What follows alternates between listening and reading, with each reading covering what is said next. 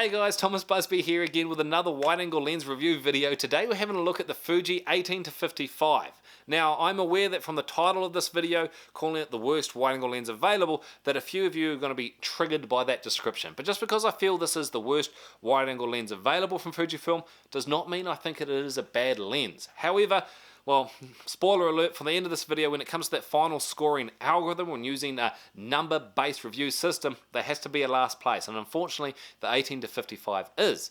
But to get around that, to show you how to get the best out of this lens, to show you that you can still get phenomenal results from it if used correctly, for a lot of this review we're going to be focusing on how to use this lens optimally and where it excels.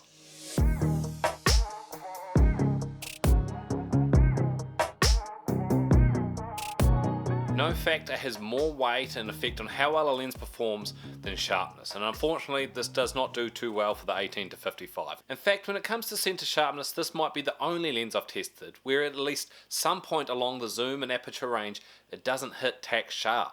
It's not shocking results. In fact, I need to stress this is still sharp enough to win major awards with, but compared to most of the other wide angle range, it doesn't do too well. Though bang on 55mm, this did get some of the worst center sharpness results I've seen from any lens tested so far. On to corner sharpness at 18mm, things look good at 2.8 and between f8 and f11. Though things do really plummet in between and after those apertures, but things get fantastically steady around the 23mm mark, and if used as a 23mm f3.6 to f8 lens, you're gonna get some stunning results.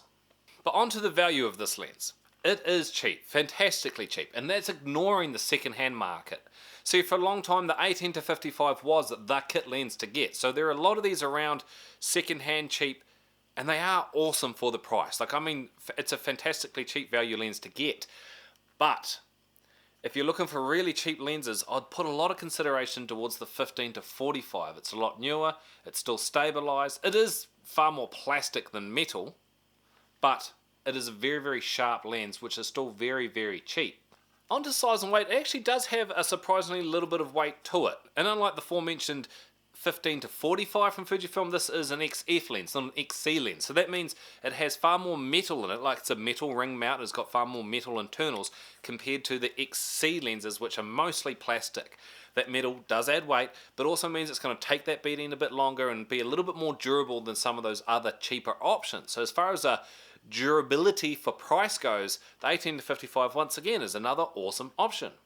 Let's look at some of the features. It is a 58mm lens cap and screw-on filter. It has the aperture ring, it is stabilized, which is nice. It is not weather sealed, which I've gone on a lot about, but especially with this tube design here, if you get some water or dust on there and then close that up, moisture and content is going to get inside your lens and it's not going to last as long. And just to be really harsh on this lens, the threshold to get into this wide angle review series was to be 18mm or less. So at 18mm, it's not that wide, especially compared to a lot of the other options.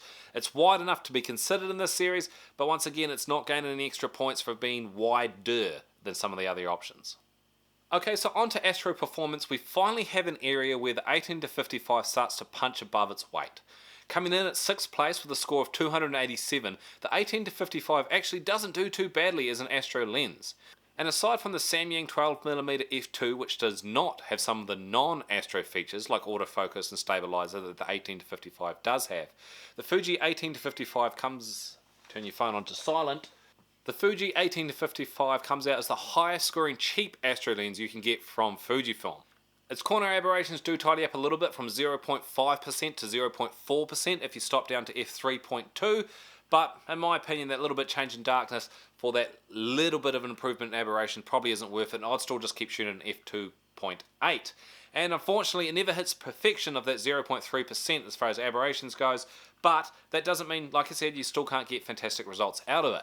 If you are just starting out in astrophotography and you'd like to download or screenshot or share whatever you need to do of this cheat sheet, feel free to head over to my website or my Instagram page and do whatever you need to do to get this cheat sheet onto your phone, so when you're out and about shooting with the 18-55 or any other Fuji lens, you can have that little guide to recommended starting settings for when shooting astrophotography on Fuji. So we're now filming with the 18-55, and it actually does surprisingly well, especially given the age of this lens.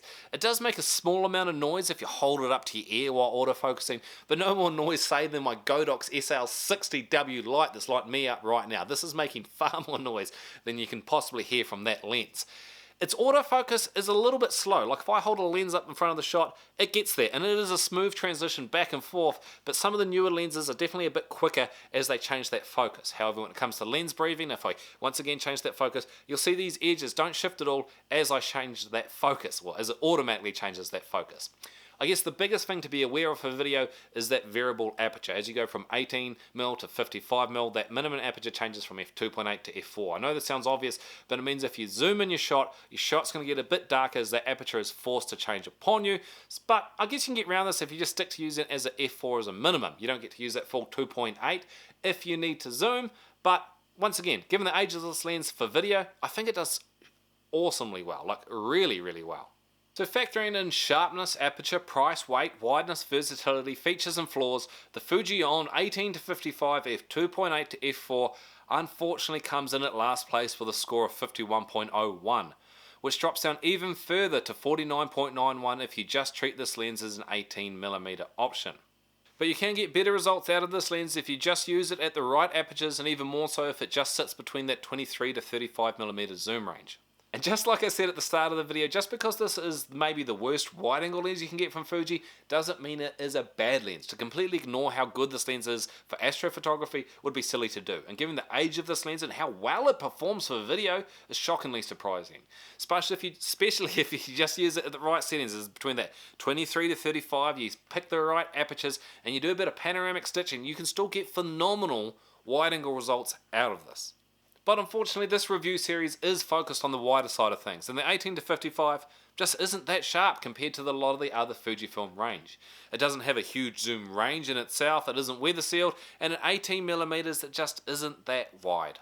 And if you're a wide angle addict like me, then there are a few upgrade options I would seriously consider. And if you own the 18-55 and you're wondering what would be the best lens to upgrade to for a wide angle option, then feel free to hit that subscribe button and tune in next week as I finally reveal the video after reviewing every single wide angle lens available about what I feel is the best wide angle lenses available from Fujifilm.